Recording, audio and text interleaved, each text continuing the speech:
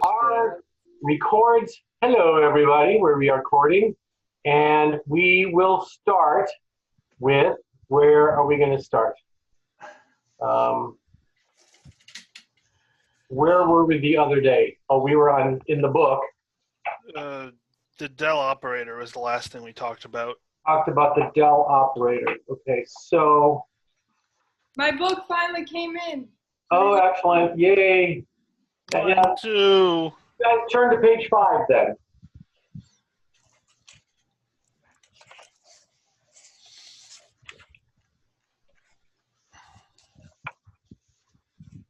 Seems like we haven't done a whole lot of things, but we do have this going on. Why is my face so white today? I have too much light on me. Because you're bright?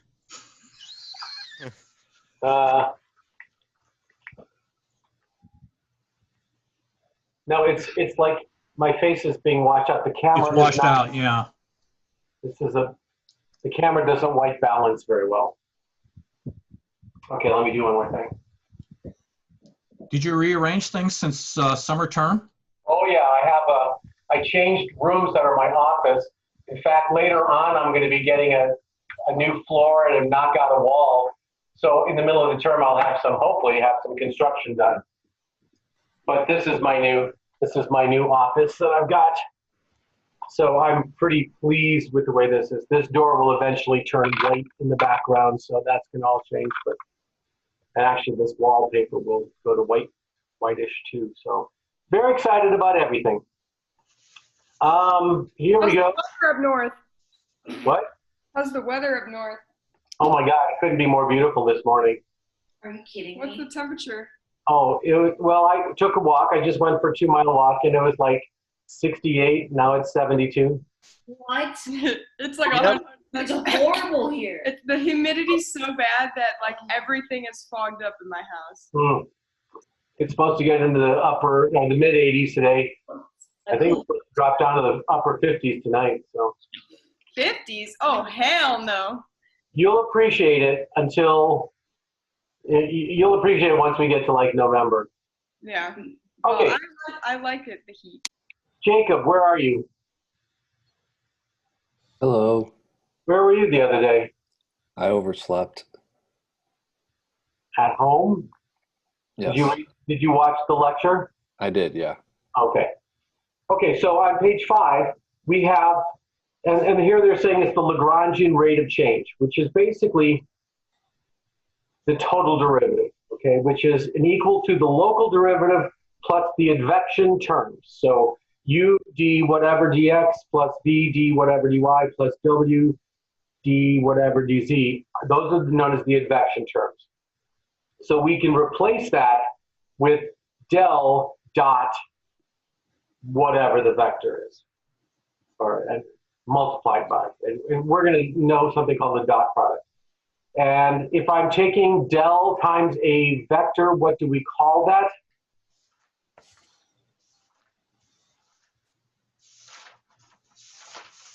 If we have del times a vector, what do we have? A gradient? No, a del times a scalar is a gradient. So we have temperature gradients, we have pressure gradients. It's an advection. Del times a vector is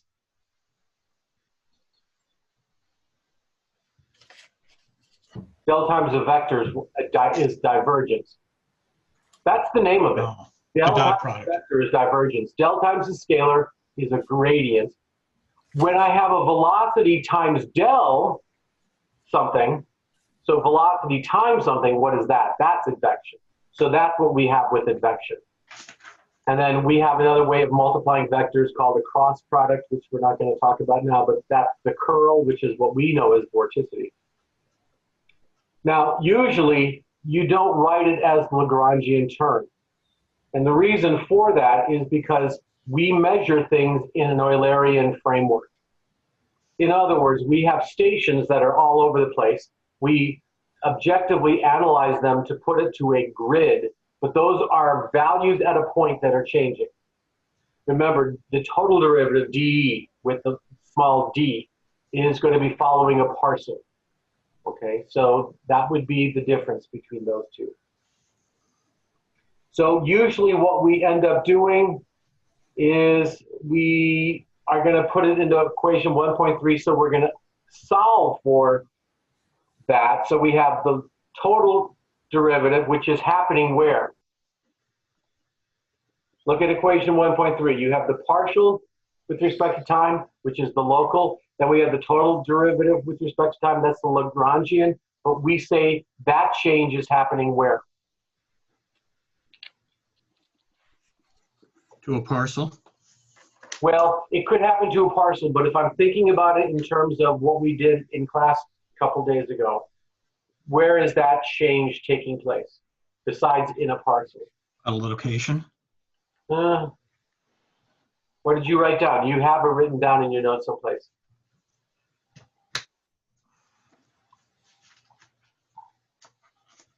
By the way, today I have iced coffee, and it's beautiful in a copper mug. I have my espresso drink. Oh, that's beautiful. I've got my barbecue. She had no idea that like it's a thing that storm chasers eat barbecue, and I said my professor has a whole shirt dedicated to it. It's because I'm Oh, there you go. She had never even had Rudy's, and I had to force her to get Rudy's, and she's a I'm from a native small Texan. town. In where? In Texas? Yeah, Yeah, in Texas. it's where Johnny Manziel's from. Don't, oh my God. What town is that? Kerrville. Kerrville. I know where Kerrville is. Yay! Yeah, we have a Buzzies and a Dickies, and that's it. And they have a Culver's. And we have a Culver's. We're going on a Culver's Yes, we run this are. weekend because a lot of them haven't had Culver's down here, so The I'm getting cheese curds. I'm getting my car packed up with a bunch of Texans, and we're going to Culver's, which is an hour and a half away, and a Trader Joe's. That's so funny. Okay, so did you find out where that happens? Where the change happens? Nick, what do you have in your notes in there? This was Tuesday, right? I believe it was, no, I believe we I was did gonna this say it last was- Thursday. You should have in there, it happens, Bruce, did you have something? Everywhere. The total derivative happens everywhere. I should have just blurted it out. The other night, or the other day, we talked about when the sun heats the ground. It's not just happening at this point, it's happening everywhere. So anytime you think about that, that's what you want to be doing. Wait, which part is the total derivative? Is that the entire partial? No, little d. Little d. So the equation above 1.3, Yeah, that is the total derivative. the whole thing? The left side, that's the d dt with the little letter d. That is called the total derivative, which is equal to the partial derivative plus the advection of the gradient, or if it's a scalar, or the divergence. So it depends on what you put in there. Advection term is the one in 1.3 where it's the negative u partial. Yes, but it's negative, the advection. So you have to be careful of the sign, which this type of thing should make sense to you. So what I'm going to do is this. I'll show you what I'm talking about. If I have an example where the temperature here is 72 and the temperature over here is 74. You're not sharing your Sharing screen, screen. by the way. Oh, you always want the screen shared, don't you? We're just hogs that way. Is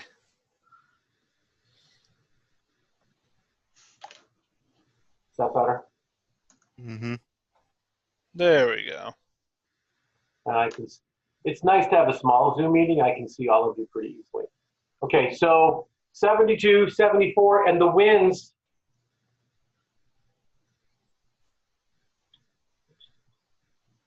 The winds are out of the west, let's say.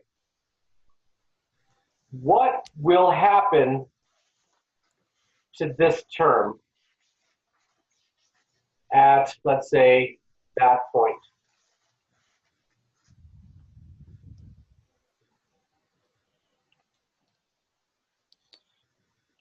Now, remember that this term is going to be the total rate of change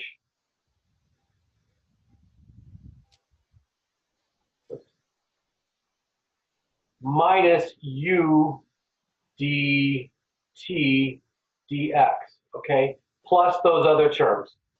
But since I've only got a west wind, I don't have any north advection or meridional advection. I have no vertical advection. Do you understand what I'm saying?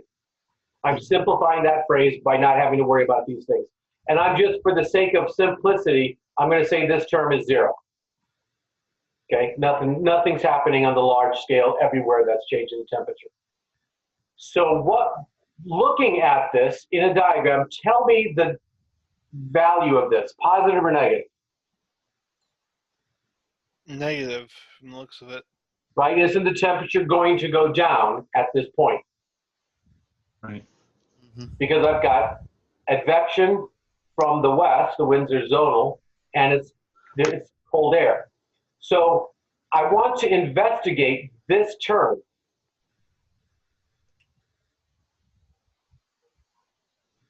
And what I can do with this term is I have a negative sign, I have a zonal velocity, and I have a gradient. Okay? What is the sign of the pink and the blue terms?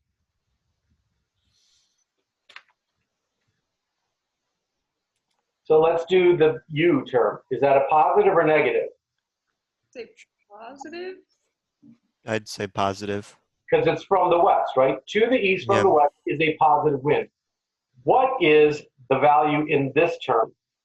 Positive. Why? Because the gradient is increasing from left to right, So or from as I west to go east. to the east, the rate of change of the temperature over that change of location is positive.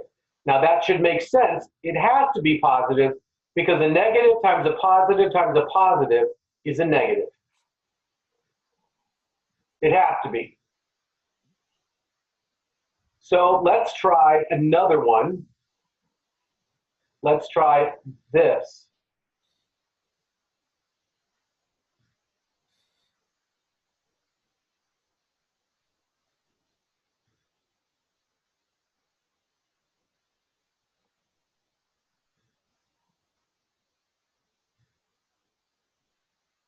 Can you explain why there's still a negative in front of the U?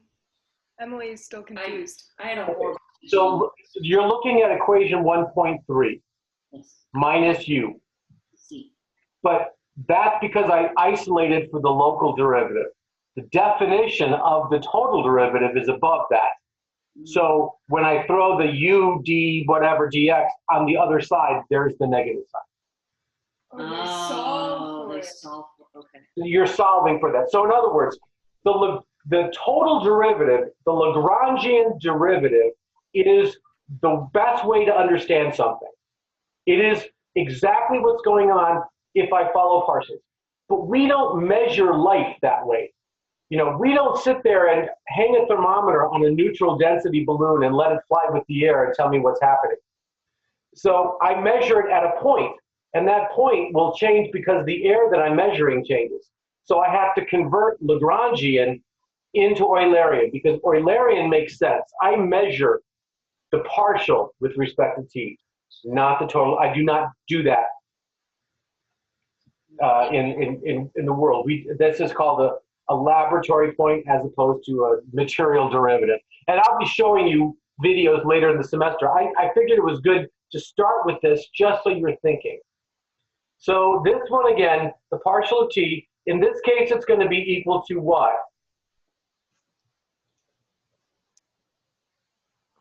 Assuming the total derivative is 0. Negative V del T del Not Y. del, just partial. Partial. Okay. Partial T, partial Y.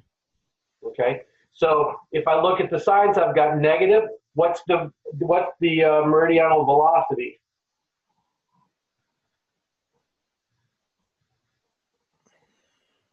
The negative? It's This positive or negative?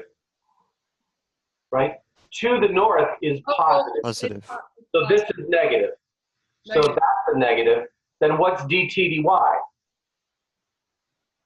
As I go to the north, which is positive direction, what's the temperature doing? Dropping. Dropping. So this is a negative times a negative times a negative, which makes this term negative. Negative. Now, I want you to understand how easy of a problem this would be if I told you that these stations are 25 kilometers apart, and this is 15 knot wind, which is equal to what, 7.5 meters per second? Do you understand you could solve this problem? You could do a forecast for this problem. You could say, what's the temperature of this point going to be in 1 hour? Go ahead and do that. Go ahead and do that problem. I'm going to pause this. So actually, Paul, can you explain one thing to me? So the last term, the partial temperature with respect to y, can you explain why it's negative again? because this is saying, how does the temperature change as I go in the y direction? Okay. The y direction is to the north, and the temperature is getting colder. So we're always going to be looking to the positive y direction when we're looking for the sign. Yes, you always have to define your gradients. You have to define what those are. You have to think about what that is. Okay.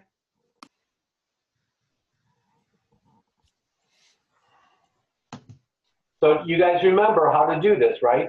You write down the equation, you write down what you know in the correct scientific and unit TED information, isolate the unknown,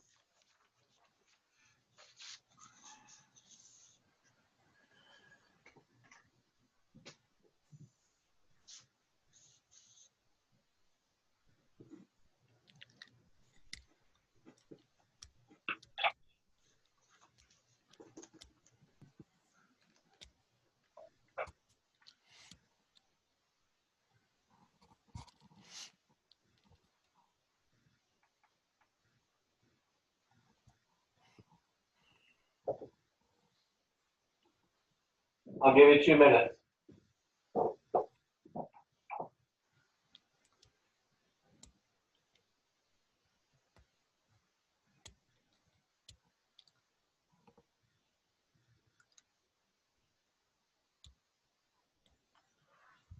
All right, really need a bigger desk to work on here.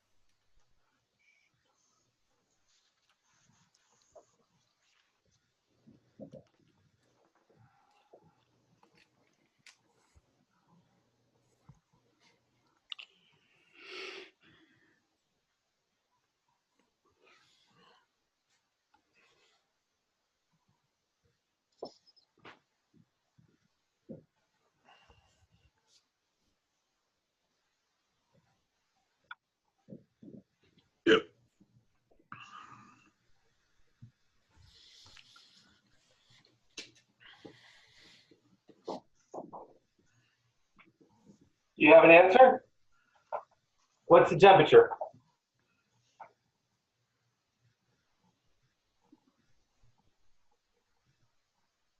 What's the temperature? Oh, Is anybody there yet? No, I forgot what equation we're using. It's right here.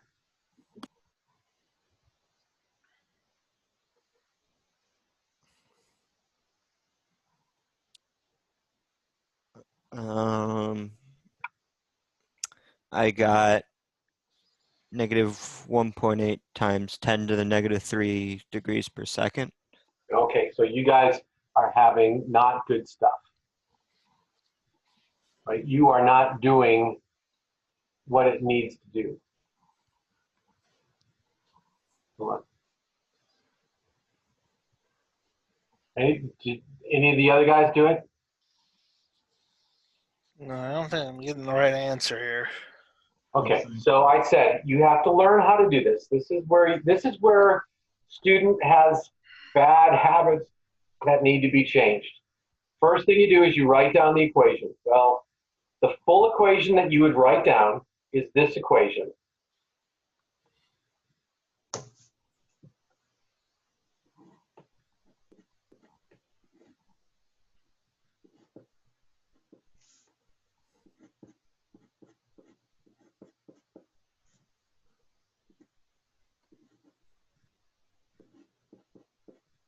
In this case, and I'm going to do this only just to make it simpler. In this case, this is 0. This is 0. And this is 0. They're all 0. So the reality is the only thing that I'm solving for is this.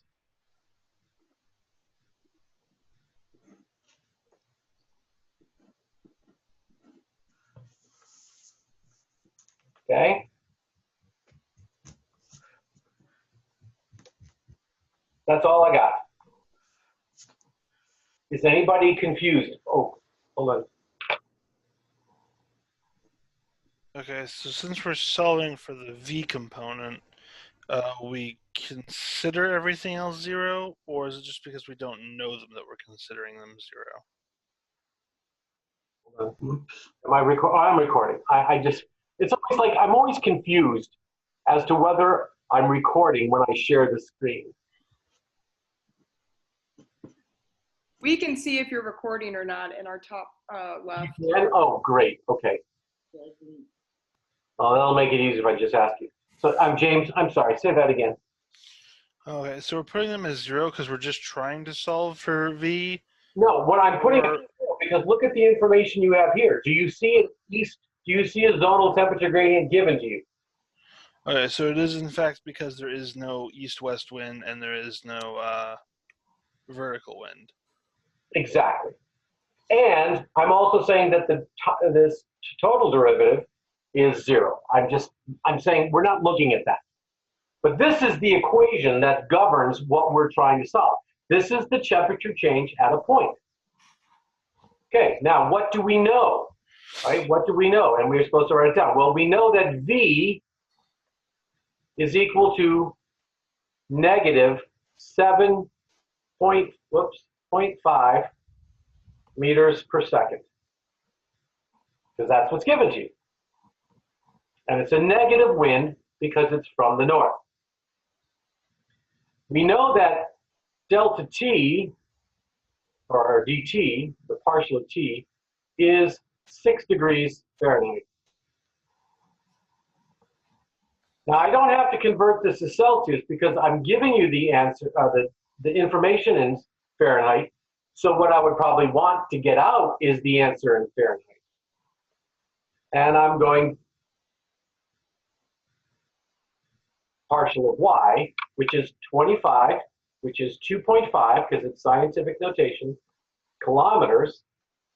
But that's equal to 2.5 times 10 to the first times 10 cubed meters, or 2.5 times 10 to the fourth meters. I also have given what? Well, how did you get to partial y?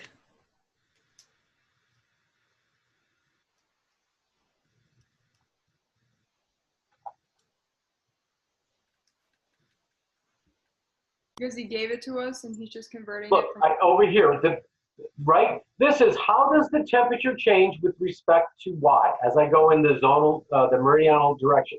Well, I'm telling you that this is if you think of this as a change, how much does the meridional area change? The answer is 25 kilometers. The gradient Okay. is 6 degrees per 25 kilometer gradient. Okay, so it's just for the distance, and then you translate it into a different format or Yeah. a different form. Gotcha. So what am I trying to solve for? I am solving for the change in temperature, which is going to be minus V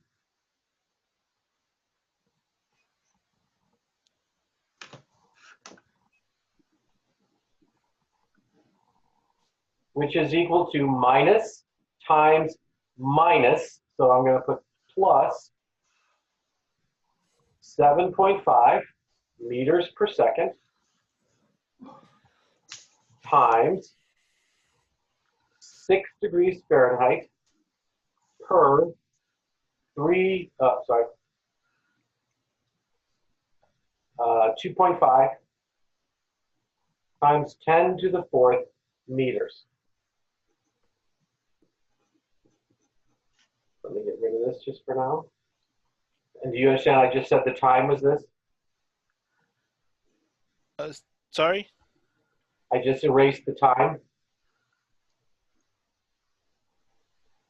So excuse me if we're not having enough real estate on my chalkboard. Yeah, we got pretty limited space too. I'm probably gonna have to move to a bit more of an open area next time. I've got too many pieces of paper and books on the table. Yeah, well, that's, you still use a notebook, right? Yeah. Times 3.6 times 10 to the third seconds. Because that's this. So what I'm going to do is I'm going to go, just so you see it, that's that. That's that.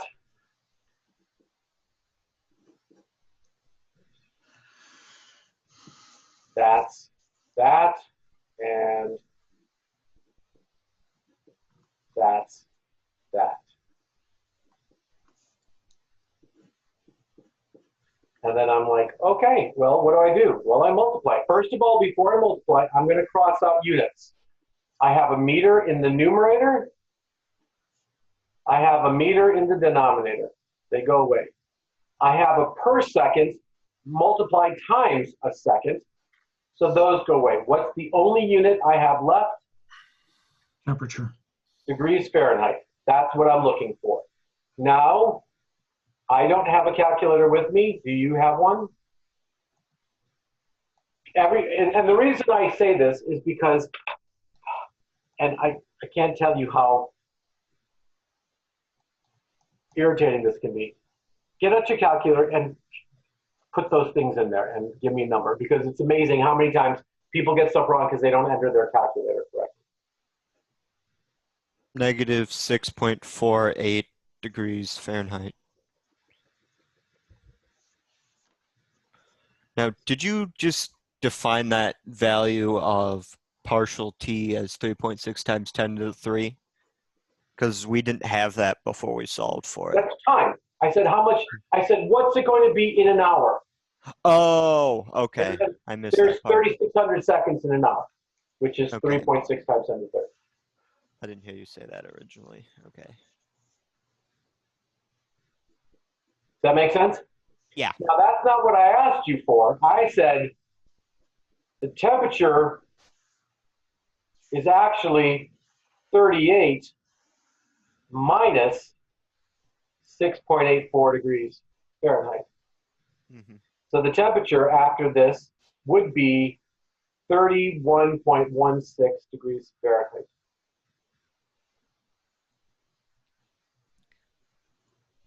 And that's your answer.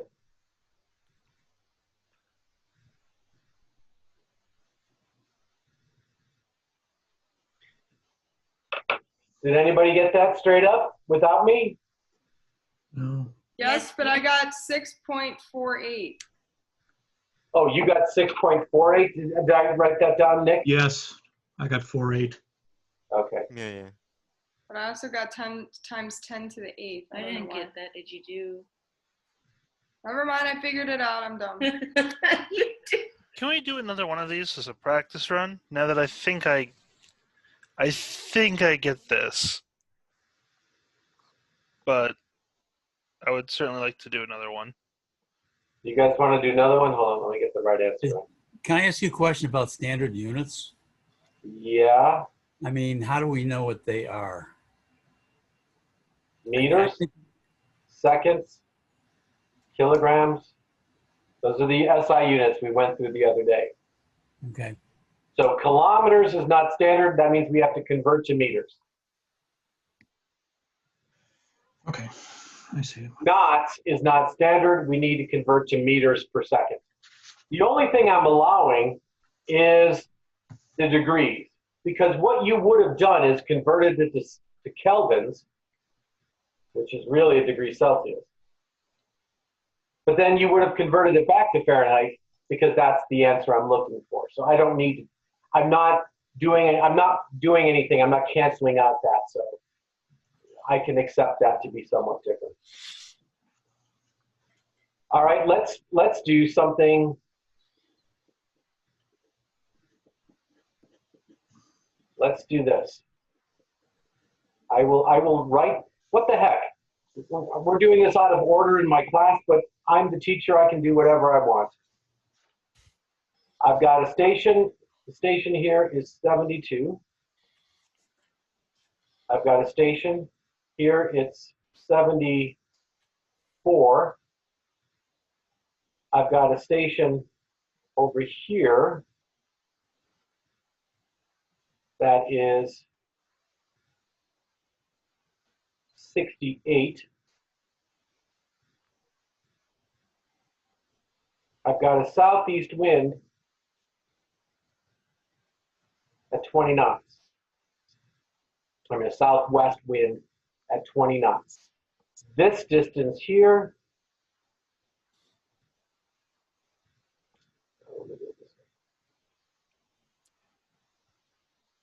is 100 kilometers. And this distance here is 135 kilometers. Now, just to throw in a loop, I'm going to do something else. This is 10 o'clock in the morning. And I know from climatology that leads to a temperature. The sun heats the air at 3 degrees Fahrenheit per hour. What is the temperature at 10:30 a.m. at this point?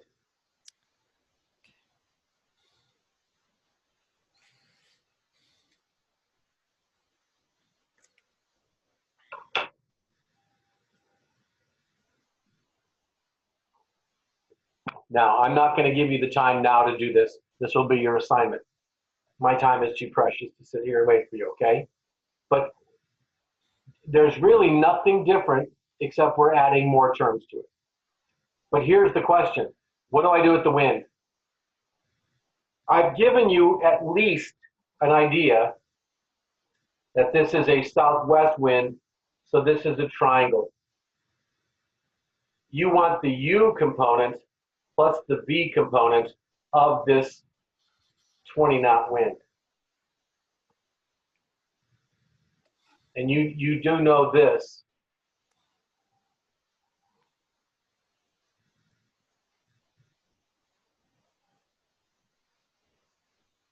Okay, so there's your problem.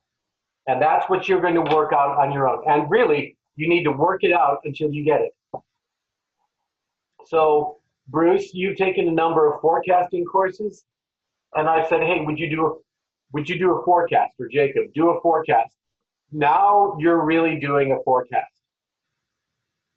Now you're telling me what temperature will that point be in 30 minutes. That's a forecast. That's Any questions on this? that's a perfectly southwestern wind, right? Right. So the Okay. angle is 45 degrees. So the U Yeah. and the V component would be the same. Okay.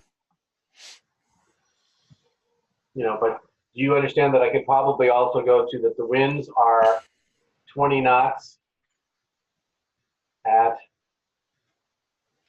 210? I could do that, and then you'd have a different triangle you'd have to solve for. So the goal of this is, I think physically you can do this, but what you have to struggle with, and this is going to be true for a lot of you guys, is you need to struggle with writing it down in good, ordered information. How many of you are doing this on a computer where you're actually doing like an equation editor? Or I'm just using a stylus Using a stylus? with a tablet. Yeah. Okay, do you have an equation editor? If you ever wanted to write it up really nicely, that'd be cool. Yeah. Do you know any good equation editors? I was actually looking for one since my If hand. you use it in Word equation editor is fine. Word equation editor works? Yeah, it's really good. It's got everything you need. It's a little slow, but it's good. It's neat. Okay, questions? All right, I'm going to do something here, and I'm going to erase this. So did everybody get what they wanted? Did you need to do a screenshot or anything? I have it written down. Okay. So let's do this. And I want to do something like we did the first time. 38, right? And we said that this is, I don't know what, it doesn't matter, 40 kilometers. And we said dt, dy, that's what we're looking for. And I said, well, what's dt? dt is 6. And dy is 40 kilometers, right? That's what we said. Does that make sense to you guys? I mean, I should be able to go faster this time. Does anybody have a problem with this? Okay, so the funky thing about this is, what does it mean? And if you were to take a math class, they would go, you can't just do that, because this is the partial of T. How much is the change in temperature, partial of T, really?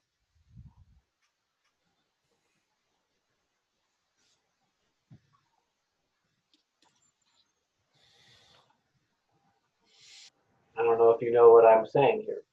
Say that again. Oh, I'm saying I did something that mathematicians go, you can't do that.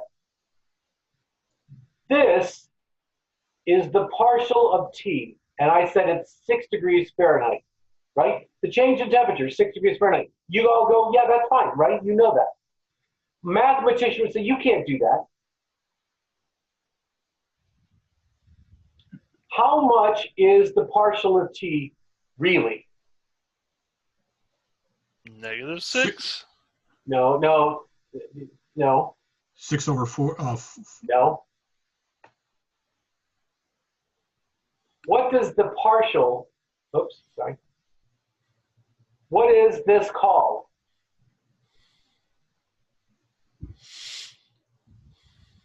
Isn't this a derivative? Yeah. Yes. So With how much respect- is it? With respect to something.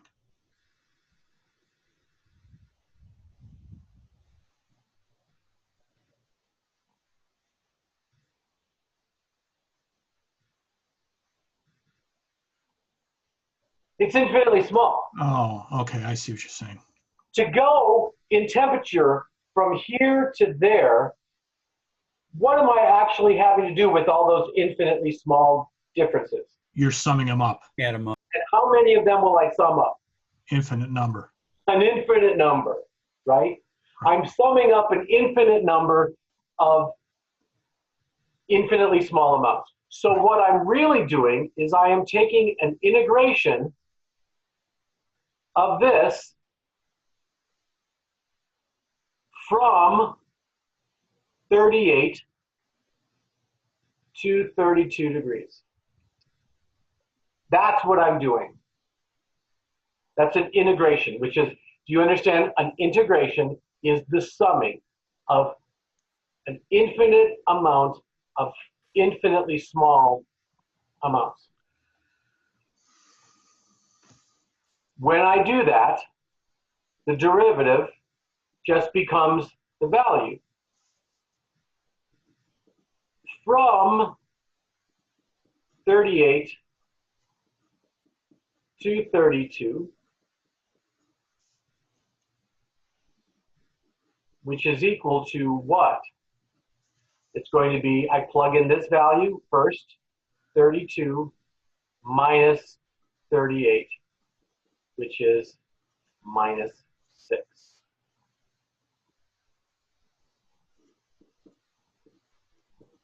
Oh, shoot.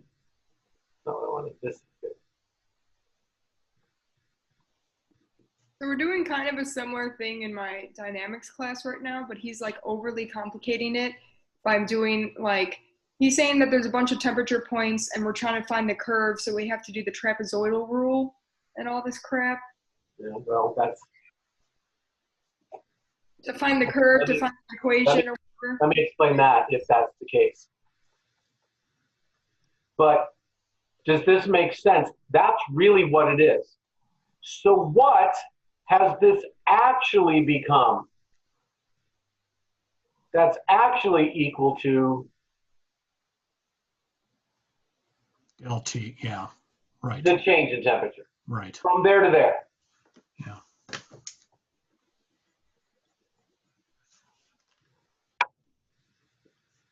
And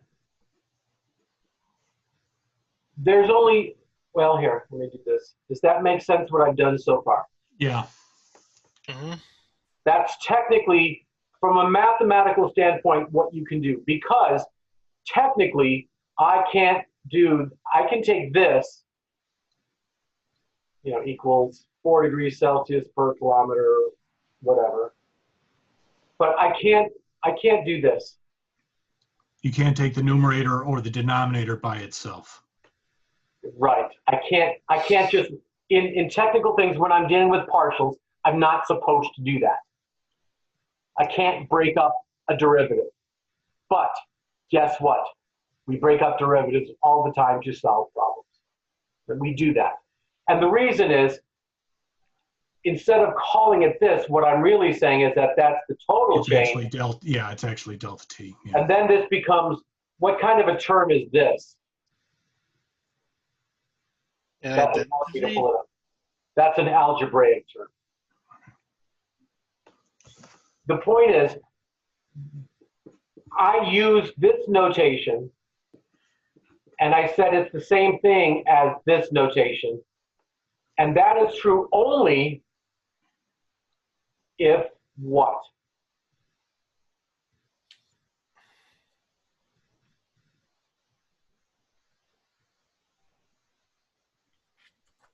Is linear.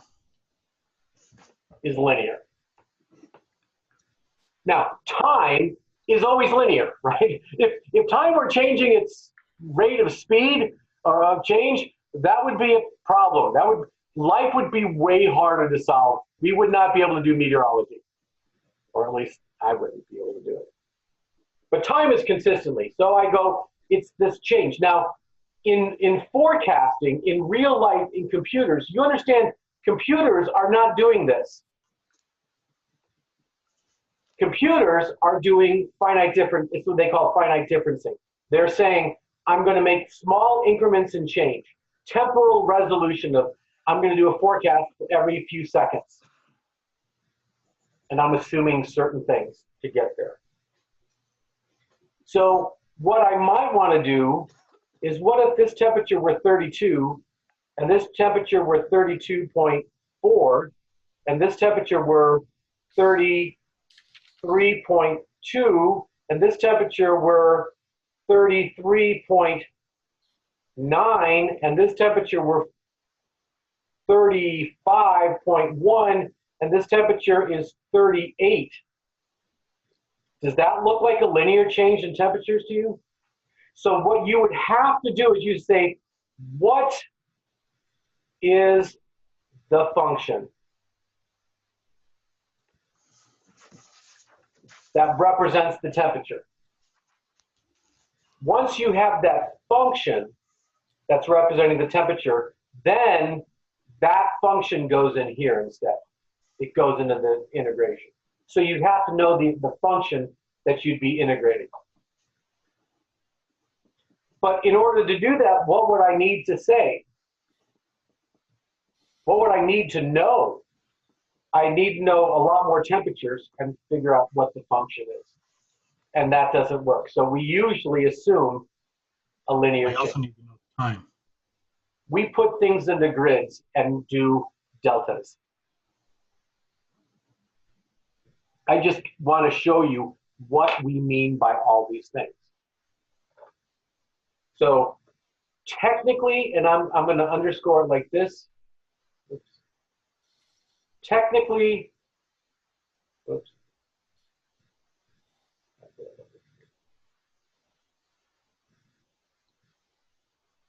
I need to know the function.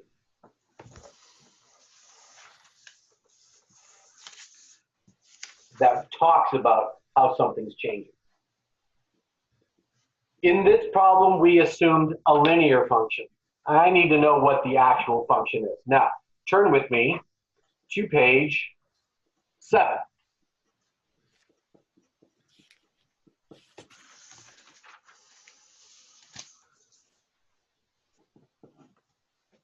Okay? And on page 7, I've got force equals, well, I'm going to write this down. You don't have it. Force equals mass times acceleration.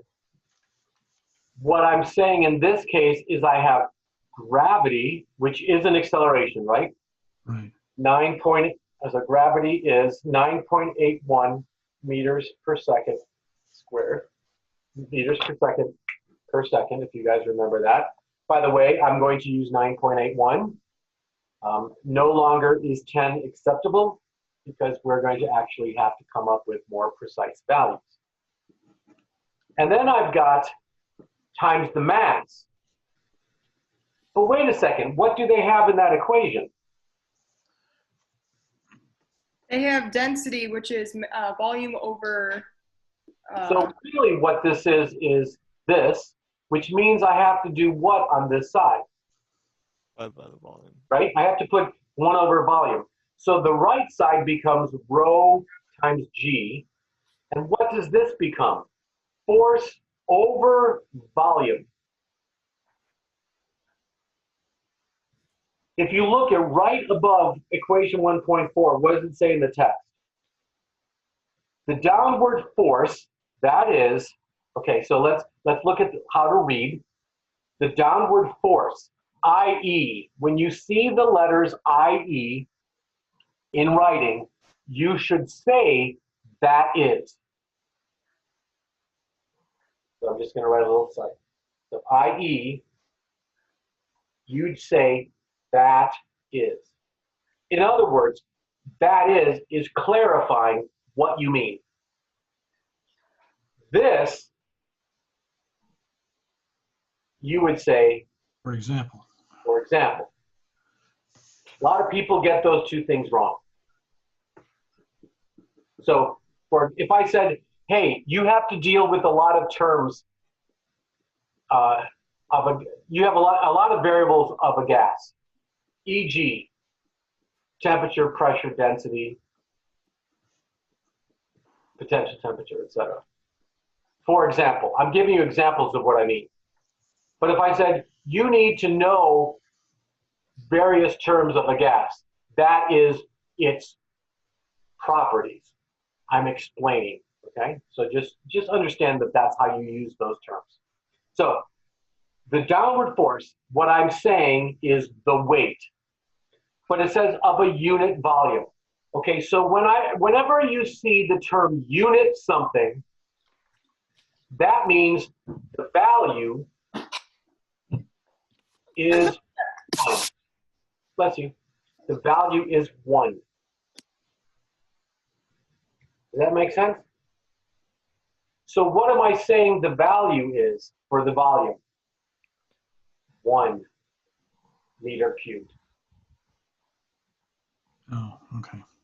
So the number for the force is the same thing. So the force is F. It truly is, because the volume is 1. The only thing that's going to be different is the units will change. What is the unit of force? Well, it's a Newton. But what is a unit? It's a kilogram meter per second squared. What is the unit of a volume? Meters cubed. So what is the left side of this equation? It's going to be kilogram per meter squared per second squared. What is the unit here? Kilogram per meter or over meter cubed times meters per second squared, and you get the same units.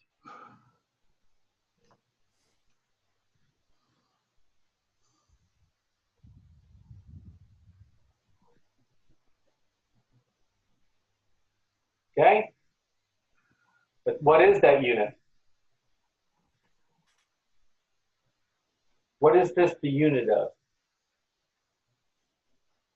Work. Newton?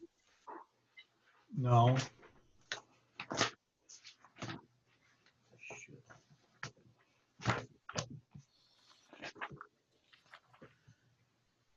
Pascal. It's watt.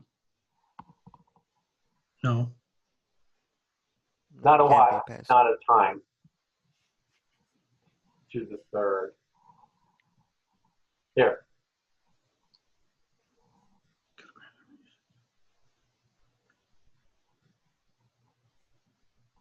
Hint. Look down to equation 1.5.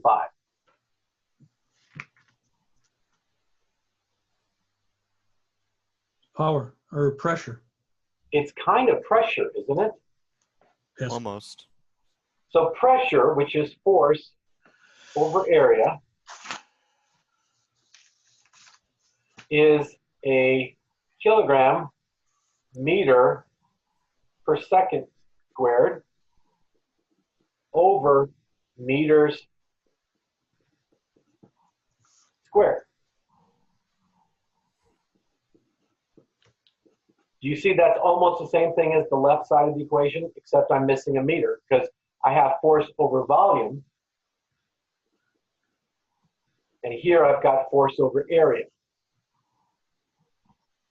So one is in 2 dimension, the other is in 3. Well, what would I have to do to this pressure to both sides to make it over volume? I would have to take. Pressure times. Well, here, height. let me look at it this way.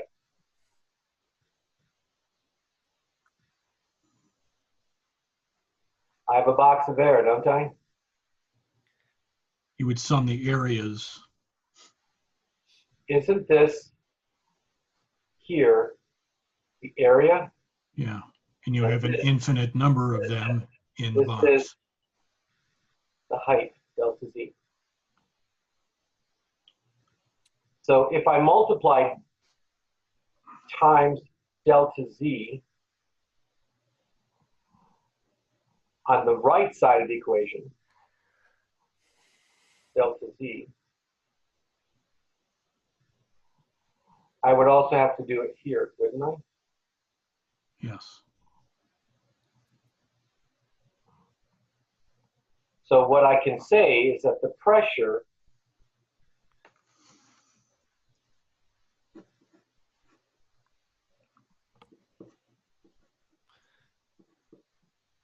that's what this side becomes.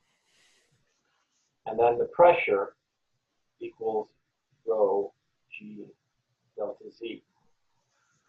But this is a little bit, it's a little bit more confusing, but do you understand I'm looking for pressure?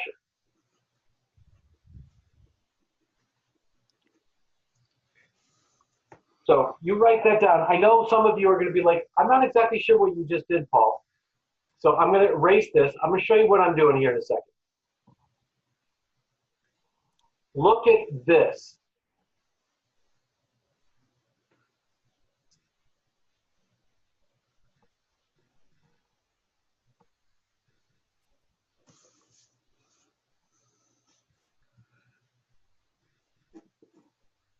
That's what equation 1.5 is.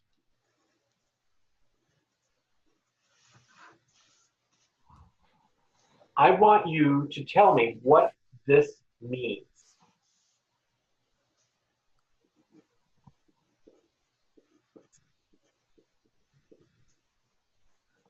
Remember we said, according to equation 1.4, that this is the force. That's what that is. But what's a better word than force, i.e.? The weight. The weight. So what am I doing? I am summing up the weight of what?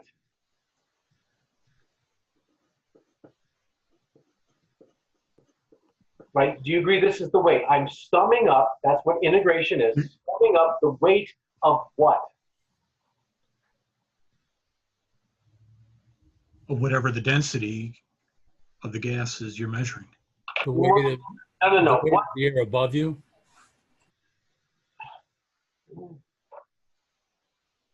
I am summing up the weight of a parcel of air. Oh. That's how thick.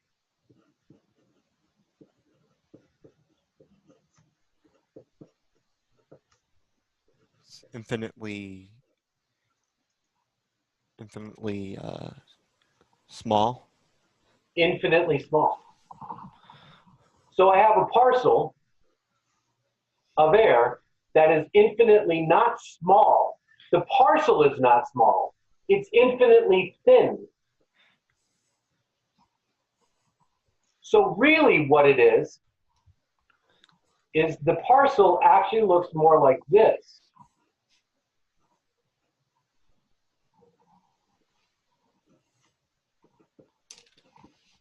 No, I did that backwards. Let me do it this way.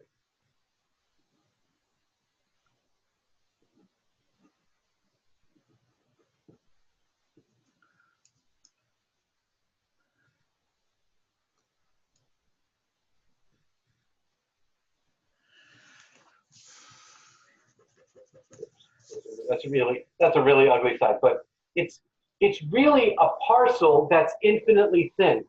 So does it make sense that it's a parcel? What sometimes you'll see it referred to as a Slab. slab, right? You know what slabs are. If you were putting out stones in your walkway, you put slabs up there.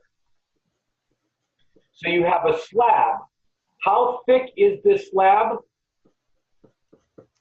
GZ, infinitely small. What's the area of it? The area. Well, I don't care what it is. So when I look at this, I'm saying I am summing up the weight of an infinite number of infinitely thin slabs of air.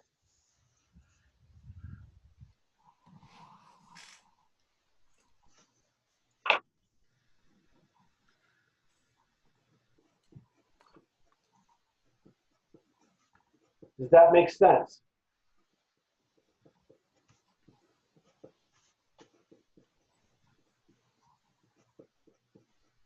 Where am I summing it up from? 0 to infinity. From the ground. So now look at this, guys, because for those of you who aren't really fluent in calculus, this term here and that term here is probably better understood if you think z equals infinity and z equals 0. Okay. Right. So from the ground all the way up infinitely high, does it really matter? Because what is the weight of a slab of air when I'm outside of the atmosphere? Nothing. Nothing, right? There's no mass outside of the atmosphere. So you're just saying, whatever, I'm getting all of the atmosphere. This means every bit of air is going to be within this column. And when I do that, I have the pressure at the surface. What have we defined as the working definition of air pressure? The weight of the air above you, which this truly is. It's not just the working definition, it is the definition. The only thing is, how do I know the weight of the air? I need to sum up an infinite number of infinitely thin slabs of air. So if we were going to take it maybe at like a certain elevation, we'd just replace 0 with whatever elevation we're at. I could say, I could do this.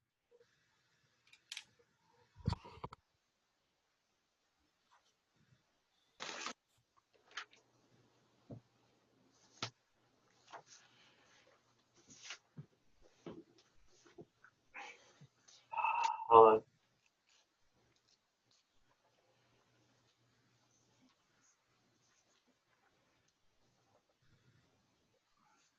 So we can do it this way because we're just considering that this is a linear function. No. Hold on a second. That's a great question, but let's not get there. All I'm saying is I can go from 3 to 8. I'm saying what's the weight of that layer of air between 3 and 8 kilometers? So that's how you would do that. So what Allison just asked is really the next question. So I'm going to rewrite this. I'm not going to rewrite this. I'm just going to erase things. So I can clean up my chalkboard a little bit.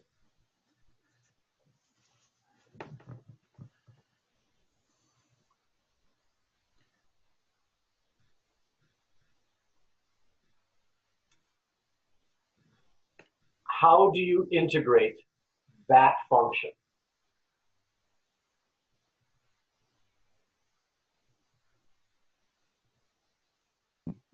Well, I mean, from my knowledge, you got to do this dumb trapezoidal rule. It's I got rule. I personally don't care. He's only doing it because he wants us to be able to type it into Python and make it a loop. So he's trying to make it so that we can turn it into a Raman sum. Okay, so you integrate using the trapezoidal rule, which is kind of what we did with the rectangles when we did the integration. Mm-hmm. The reason you can do that is the trapezoidal rule is algebraic. If it's algebraic, I can program it and add as many of them as I want to. But anytime you use algebra, you are approximating. Mm-hmm. But that's great for who's doing that, NG? Who's teaching that course? It's some guy named Epifanio. No. Oh. So whatever, there's what's going on, but I have to integrate this function. Do you agree that if I integrated x squared, I could do it? I know how to do that. Yes. If I did sine of x, I could do it. If I did e to the x or natural log of x or whatever, I could do that. And this, when I was learning meteorology and I was taking classes, it's funny.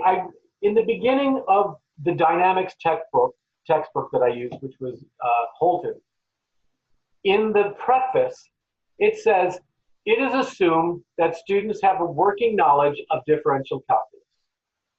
Is it this one? Yeah. Oh, It's so small. I got this last night too.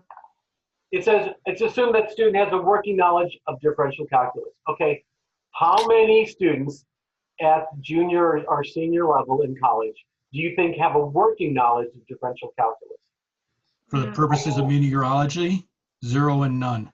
Right? So this is kind of a weird thing. So what happens is students typically in most classes are sitting there taking notes from what the instructor's saying, going way too fast, and you're like, I don't know what the hell's going on. And the smart kids are able to figure out patterns and then figure out how to do it. And people who think more get more confused because they don't know what's happening. It drives me crazy.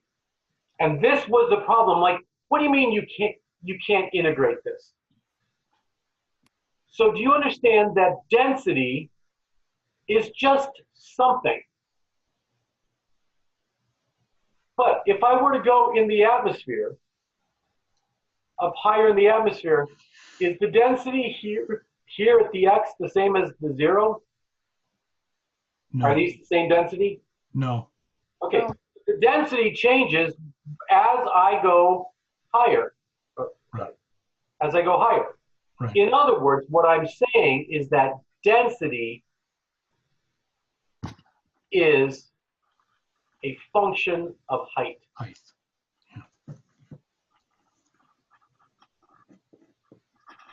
Now, what about gravity? The higher up you go, the further away from the Earth you are. Do you think gravity is the same? No, No. Anybody know the relationship of gravity? I don't remember, but I know it's not the same. You need to use the equation with the gravitational constant. Yada, yada, yada. Yeah, that one. MS, M, whatever. Over, M1, M2 versus radius squared. it's the Yeah. inverse square law. So it's decreasing exponentially as the distance changes. Now, the problem is when I'm on the Earth and I go to, let's say, 10 kilometers, how much has gravity changed in there? Where on the exponential function am I? Because really, I'm from the center of the Earth. So I've changed a percentage. I haven't gone from like 0 to 1 to 2. I'm not doing exponential decrease there. I'm somewhere from the center of the Earth. So that's confusing. So let me get rid of that. But would you also just agree that gravity is a function of height? Which means I need to know how these are a function of height. Do you know what that equation is that I'm integrating? And the answer is no. So equation 1.5 is the theoretical understanding of what I need to do. What do I need to do? I need to sum up an infinite number of infinitely thin slabs of the atmosphere. But knowing that in each slab, if it were a linear decrease, life is good. But it ain't linear. There's a function that goes in it. So it says, neglecting the small variation of G with latitude, longitude, which it does because the Earth is an oblate spheroid, just to be precise, and height. So what am I basically saying in this? What is the author saying here? G is a constant for G, our purposes. for our purposes, we're going to say, let's assume G is constant. Now, is that true? If I were doing stuff and I were really concerned about it, I would have to say, better be more precise than that. But for now, whenever you see G as a constant, you're going to write it G naught, which is your surface gravity. And when that's the case, what can I do? You can put it out of the integral. I can pull it out of the integral.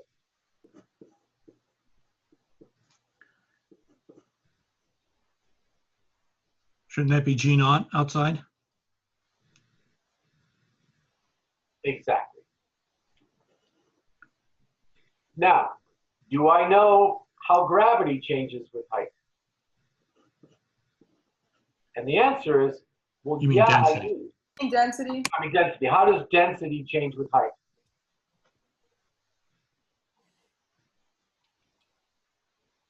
You should know the answer to this. What would the graph of density versus height look like?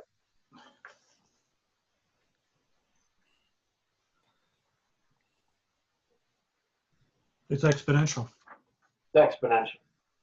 So I know that this is an exponential function. But you see what they did in equation 1.6.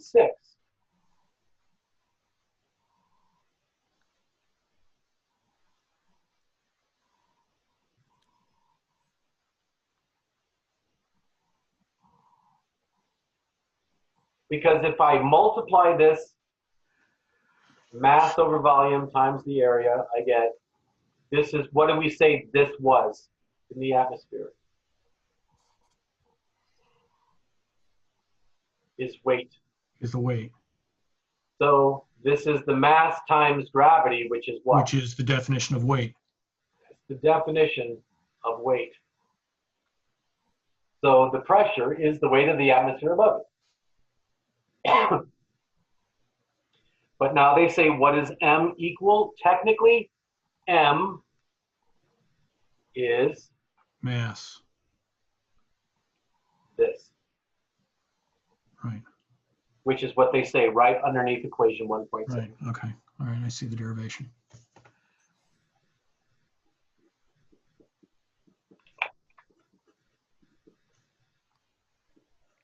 So what they've done on the next couple of things, and I'm not going to go through this with you, I think you can do this by yourself, is we know that the globally averaged pressure is 985 hectopascals, which is good.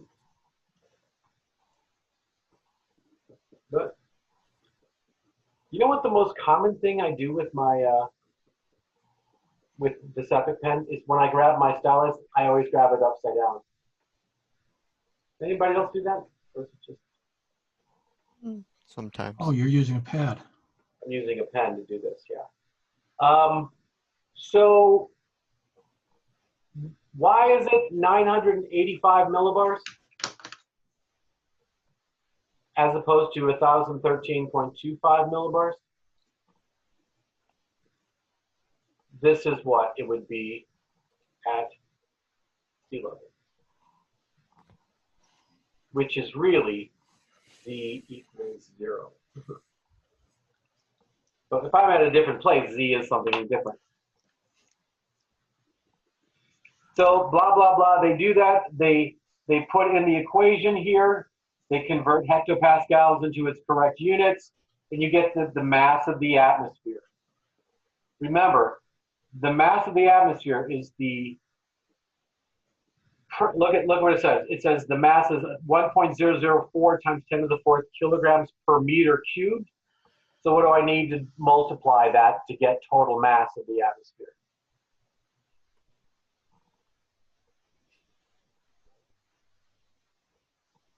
Average pressure of the surface divided by gravity.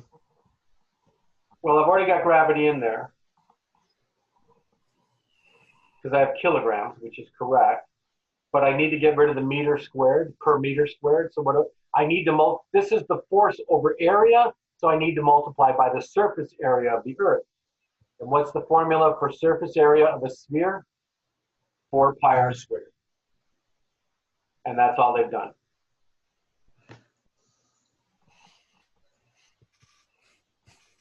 Now, chemical composition, these are things you're going to need to know. We'll get into the chemistry of it when we go into chapter 2. So I'm going to skip 1.3.3, even though you need to know that, but I don't think there's any problems with it. 1.3.4, vertical structure. To within a few percent, the density of the air at sea level is 1.25 kilograms per meter cubed. So what I'm saying now is I'm saying at sea level, the pressure is 1,013.25 millibars, standard sea level pressure. Density is 1.25 kilograms per meter cubed. The temperature is 288 Kelvin, which is 15 degrees C. This is defining what we call a standard atmosphere.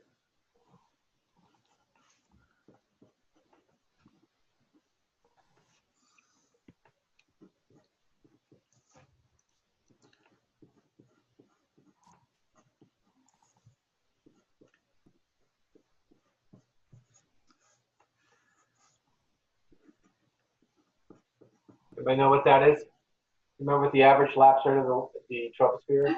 10, No, that's right about it. 6.4. I think it's 6.5. That's what I'm talking about. Do they say something different now in college? I don't know. No. 6.5 degrees Celsius per kilometer.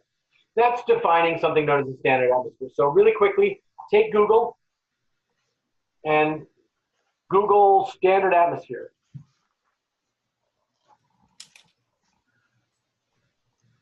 Is that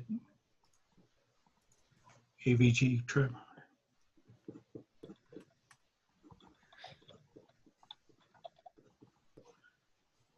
Okay. So I have the standard atmosphere.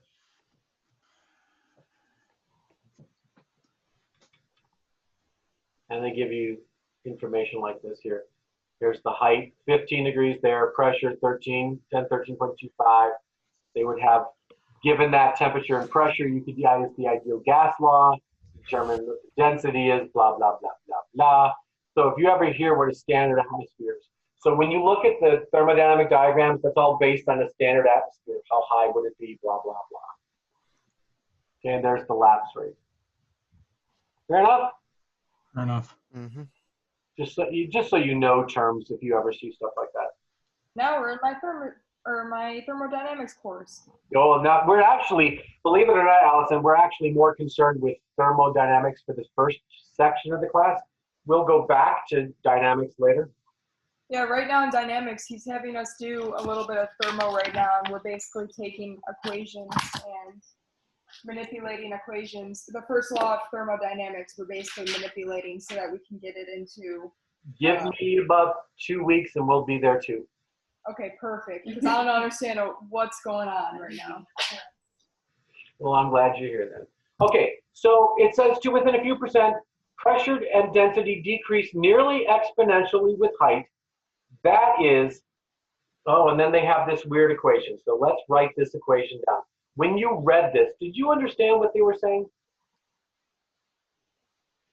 To me, when I look at this, my students tend to have the hardest time with this.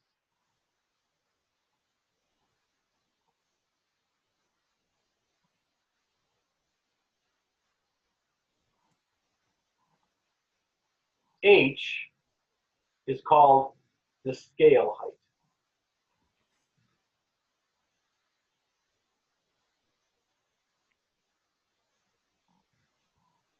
And students just don't know what the hell this is.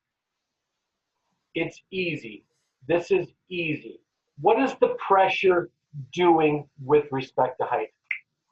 The PDZ. What is it doing? It's Decreasing exponentially. decreasing exponentially, right? That's what you have to know. Now, when I say it's decreasing exponentially, do you understand that E is the exponential function? Right. Okay? So imagine that the pressure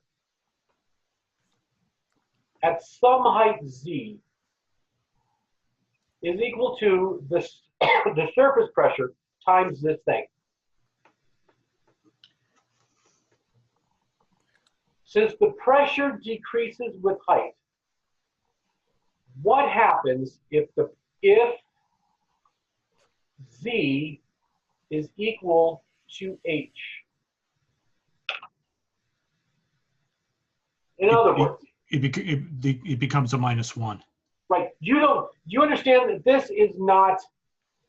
this doesn't make any sense to you yet. You don't know what that is. So I'm just saying, pretend that we're at a height that's equal to whatever this thing called scale height is. I don't know what that is. It's someplace in the atmosphere. I don't know what it is, but let's say that I'm there. It's a fixed place. It will be a fixed place. It has a meaning to it. So if that's the case, then the pressure at that height, which is really the pressure at the scale height, is equal to the surface pressure times E to what? The -1, The -1. which is equal Or- to 1 over E.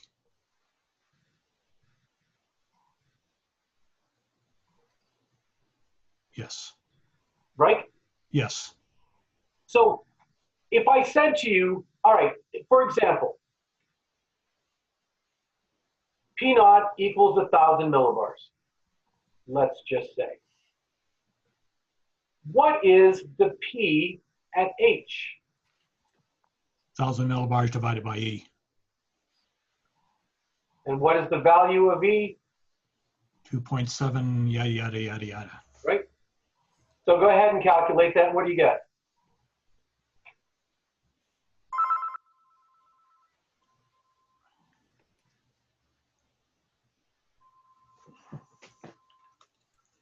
It'd be 200 and something.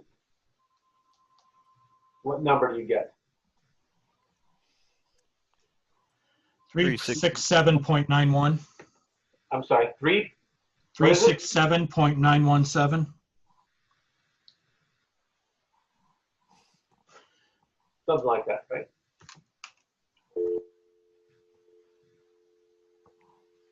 So the pressure at that height, Where's the decimal point there? what? Where's the decimal point on pressure at the scale height? 367.9 millibars? So it says in my book that this equation is a mathematical model of the vertical dependence of pressure. Whatever that means.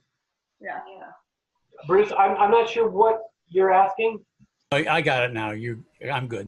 Oh, okay, good. So I'm saying this. So I'm like, okay, look, imagine this. One day, I'm at the ground and my pressure is 1,000 millibars. And I walk up a ladder and I walk up to where the pressure on my barometer, because I'm carrying a barometer, I didn't tell you that, says 367.9 millibars. Okay, so I go over here and I start at the ground and I keep walking up, and then the pressure here is 367.9 millibars, and I am some height Z above the ground. I call that H. That's what I call it. I'm making that name up. I'm saying, I'm defining it to be this way. I'm just saying I define H to be where the pressure has dropped by a factor of E. That's what it is. The scale height is where in the atmosphere has the pressure dropped to a scale, to a factor of E. Because that's what that is. The pressure at the scale height is when the surface pressure has dropped by a factor of E. Now, what if I went to 2 scale heights? Twice the height. What does this fraction become?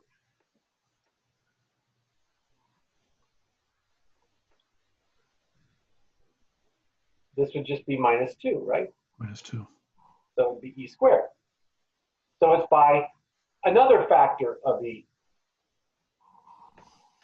That's why they say in the book, they say this is where E is the E folding depth, which is referred to as the scale height, and P naught is some reference. See, they don't even tell you that, but that's what it is.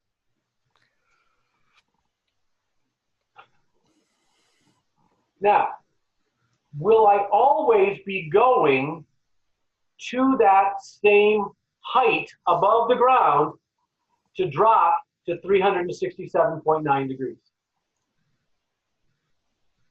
Millibars, No. right? The pressure at the scale height, when the surface pressure is 1,000, is always this. But will I always go to that height? What does it depend upon? Is Z equals equal H. No, What the surface pressure is? I'm saying at 1,000 millibars. Oh, James? I got nothing. Yeah, can you repeat what you were asking? So you're not, this is where you get a little confused. Jacob, how about you?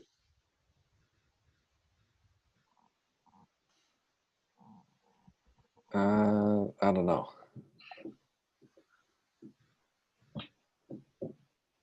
All right, you asked me the question again. Discuss it. I've already given you my question. What did I ask? Will you always go to the same height to get to 367.9, or to get to the scale height? Will you always get the same pressure when you go to the scale height if you start at 1,000 millibars? Okay, Bruce, I know what you're talking about. Say it again. Go to level 3, because I know you know it, it's just not making sense. Will you always get to, will you always be at 367.9 millibars at the scale height if the surface pressure is 1,000 millibars? Backwards. You just did that backwards. Here's the, what am I asking? Will you always be at the same height when I get to 367.9 millibars? Not will I always be at the same pressure when I get to the same height. Look, watch. I'm over here, I've got a ladder, okay? And I'm gonna climb up the ladder. The surface pressure is 1,000 millibars. And I walk up here, and then I look on my barometer. As soon as it says 367.9 millibars, I stop. And I go, how high am I? And I measure my actual height, Z. Now, when I'm there, that Z is equal to H. So H is, let's say, 8 kilometers. Okay, let's just say it's 8 kilometers up. Now, the next day, 1,000 millibars, and I walk up the ladder. And I wait till I get to 367.9 millibars. But I don't go as far, I don't have to go as high today as I did yesterday. I am at a lower height Z, but I'm still at this thing called the scale height because the pressure is 367.9. It's dropped the surface pressure by a factor of E. So H, the actual scale height, is different today than it was yesterday. I do not have to go as high in the atmosphere to drop by the same amount of pressure. Why?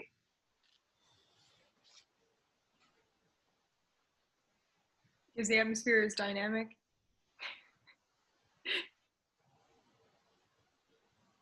And that's not specific enough. H is not a constant. Why not? Because the temperature can change when it shrinks the atmosphere. Okay, use grown-up college terms. Don't say shrinks the atmosphere. Relation. Contracts. Okay, and what's the atmosphere becoming if you said it got colder? it got denser. Thinner No. or thicker. Sorry. Well, okay, James, I know it's the thicker the warmer, the thinner the colder, right? But I want you to think more dense. Okay. If the temperature of the atmosphere is colder, then the atmosphere is more dense. Mm-hmm. And therefore, I do not have to go as high to drop by the same amount of pressure. How much pressure do I have to drop by? A factor of E. So the actual scale height today is different than it was yesterday. The scale height is just saying, what is Z when the pressure is dropped by a factor of E. Since Okay. Now, I'm going to show you that this is in here in a couple places because it's important that you have to think 2 places. So jump ahead. Would that's what I would the misunderstood. pressure of the surface change then, if the temperature changes? Okay. Does surface pressure is the weight of the air above you. Does cold air weigh more than warm air? Yes. No.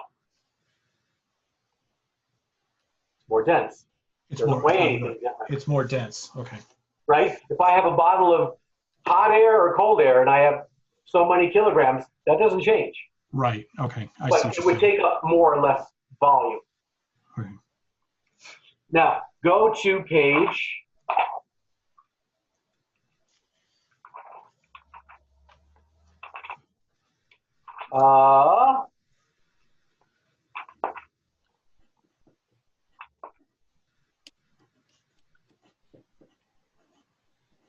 So H is a function of density. correct. In fact, look at page 69.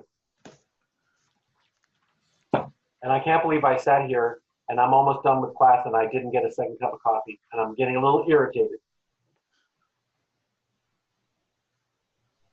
And I don't like that my face is so washed out with this lighting. Keep this camera. Keep the camera that Look at does the camera white with out. your hand and then see if it focuses on you. No. It does, You have a blind open in your room? I have, the blinds are closed. See, if I open the blind, it's even worse. Maybe if you adjust the camera down a little bit. You change Yeah. the aperture? See that I don't have any aperture control, or do I have any white balance? Oh, okay. Maybe if I put it down a little bit further. Maybe that's my stomach. Well, change the color, but then we can't see your face. Well, I'll just be this eyes, whatever. I need a better camera. This is the only camera I could get quickly this first semester. I'm surprised you're not in the lab filming this. Oh, I don't want to go to school. Do you know how much crap I have to do to go into my freaking office by myself? No, I did not know that. Anyway, Okay, there H is. so look at what H is here. It says blah blah blah, and they're using the hypsometric, right? Thicker the warmer, the thinner the colder. That's the hypsometric, and they say H is R. That's the ideal gas constant times the temperature divided by G naught. But look at how easy that is. It's actually 29.3 times the temperature. And really what it is that would be the average temperature.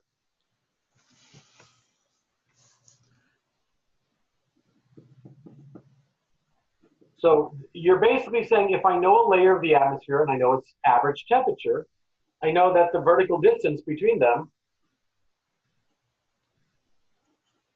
is dependent upon the average temperature of the intervening layer, which you find out by using H, the scale height.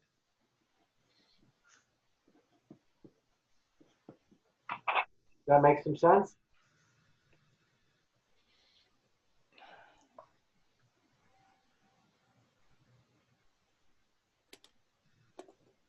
Now, as long as we are here, let's stay on page 68.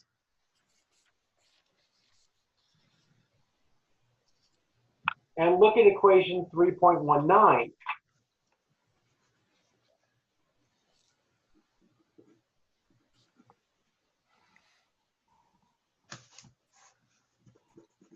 And realize that's the equation we just did, except instead of being the pressure at the surface, which goes from 0 to infinity, we're saying what's the pressure at some height z, which goes from z to infinity. So Nick, we were kind of talking about that, right? Mm-hmm. Is g times rho times dz. And we integrate that. Now let's go back to page 67 and look at section 3.2.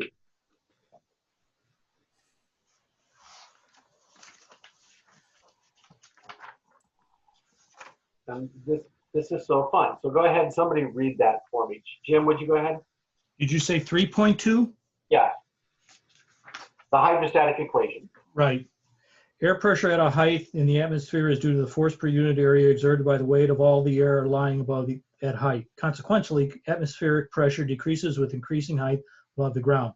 In the same way that the pressure at any level in a stack of foam mattresses depends on how mattresses lie above that level. The net upward force acting on a thin horizontal slab of air due to the decrease in atmospheric pressure with height is generally very closely in balance with downward force due to gravitational attraction that acts on the slab. If the net upward force on the slab is equal to the downward force on the slab, the atmosphere is said to be in hydrostatic balance. We will now derive an important equation for the atmosphere in hydrostatic balance. Okay, so I actually did this in my severe weather class the other day. So look at the diagram on page 68. And I just did this in severe, which is kind of interesting because I really didn't expect to do this. So I am going to draw a parcel, but instead of a parcel, I'm going to make it much thinner. So what are we going to call it? Infinitesimally small parcel, No, well, it is, but what do we call it? A slab. a slab. Okay, so I'm drawing a slab. It's a Vegas slab. Okay, now in all of my classes, both in intro and severe, I try to prep you with concept that what's the pressure inside the box equal to? The pressure outside the box? The pressure outside the box, right? We always said that. We kind of went this way, we're saying that's the same. It's always the same. But there's a problem. What is air pressure defined as? The weight of the air above you. Okay, so over here, I've got air pushing down, and I've got air pushing down. Same amount of pressure. Does that make sense? But now I'm going to be more precise. Even though it's infinitely small, I'm going to say that air is pushing up from underneath it, because pressure in reality is three-dimensional.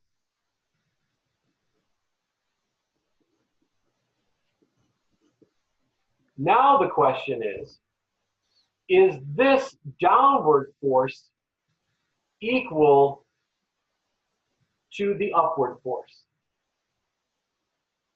No, 1040. Why not? Oh, it's 1040. Thank you, Nick.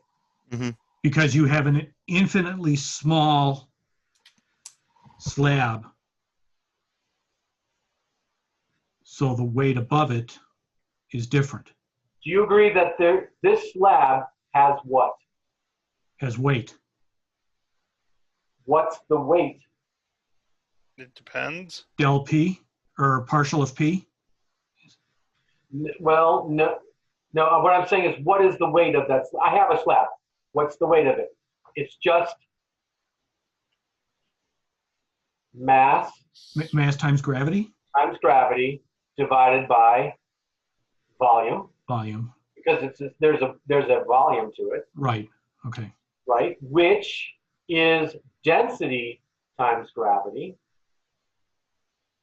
So there's actually mass in there, which means the pressure on top of the slab is less than the pressure on the bottom of the slab by an infinitely small amount.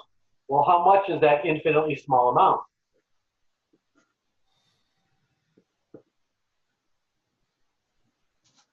Right? It's the change in the pressure. It's a change in the density. But no, because we're going to assume the density is the same in it since it's infinitely small. Okay, Okay? So what that tells me is I need to know rho times g. But we already said earlier today that pressure is not exactly the same as weight. I have to multiply it by delta Z. Or in this case, Oh, infinitely thin dz,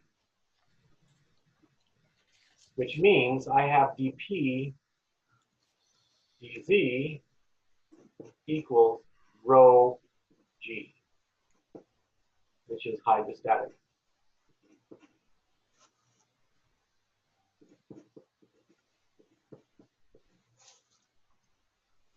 Except I need to think about this differently. dp dz, Question. that's a question. Okay, what's the value of dp dz in this layer? What's the pressure doing as I go higher? It's getting, Dropping. okay, so that means this is negative. And now I have the hydrostatic equation.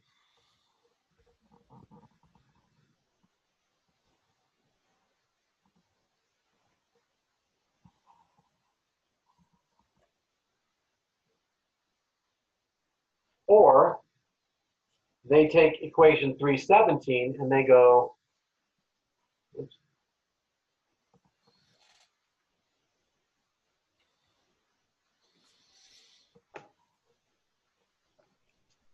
which is the more common way of writing it.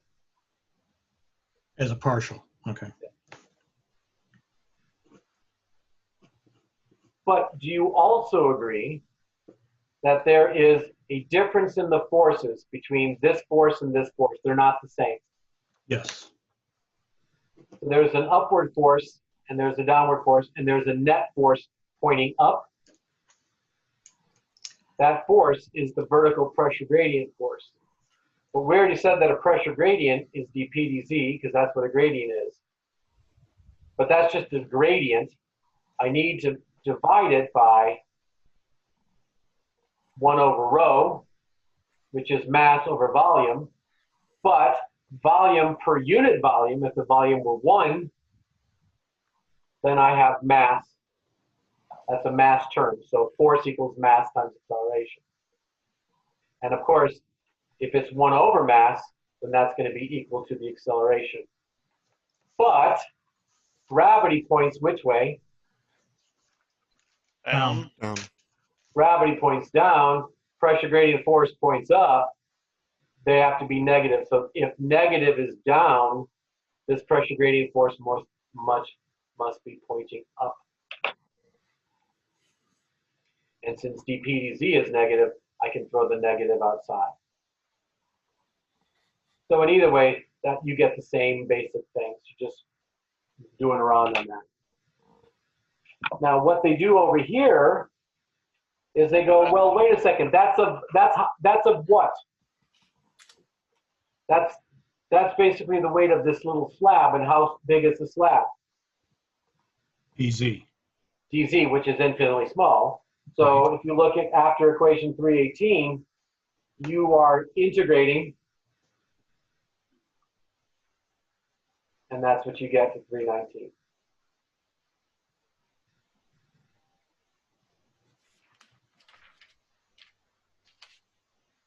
And then at the bottom it says, if the Earth's atmosphere was distributed uniformly over the globe, retaining the Earth's topography in its present form, the pressure at sea level would be 1.013 times 10 to the fifth. Or really 1013.25, you might be more specific. Okay, now for the weekend. I think by Monday night at midnight, you should finish the worksheet. So you have 3 things to do over the weekend. Finish the worksheet and then turn that in. We don't go into chapter 3 in that worksheet, do we? Are you talking about the math worksheet or the notes? No, the notes. Hold on, I'm having a problem. I'm having a problem here, remembering what I did. Where is that worksheet? I got it. I don't think so. What's the last question on that?